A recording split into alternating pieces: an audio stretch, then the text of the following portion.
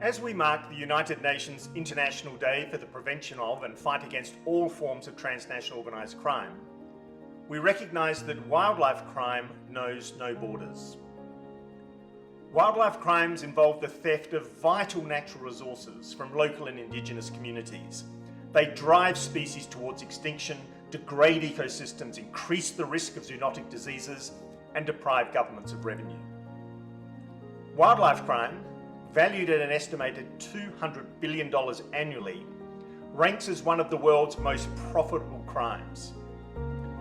However, its ecological impact is far greater, with losses in ecosystem services valued at a staggering $1 to $2 trillion each year. Home to unique endemic species found nowhere else on Earth, Australia's wildlife is particularly vulnerable to traffickers, with wild animals and plants often being smuggled out of the country, including for the exotic pet trade.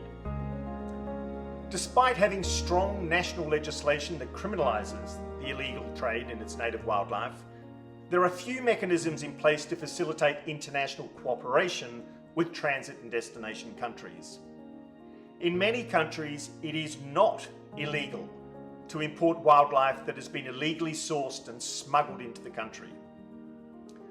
The Global Initiative to End Wildlife Crime was created in 2020 to address serious gaps in the international legal framework to prevent and combat wildlife trafficking.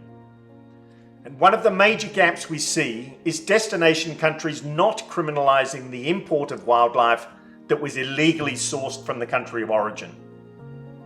Our initiative and its network of over 60 organisations from right across the globe, including the Wildlife Crime Research Hub, is advocating for a new legally binding international agreement to fill these gaps.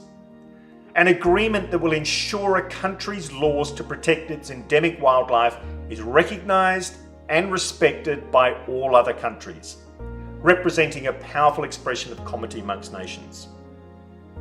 The fight against wildlife crime is a fight for our biodiversity, our health, and our prosperity.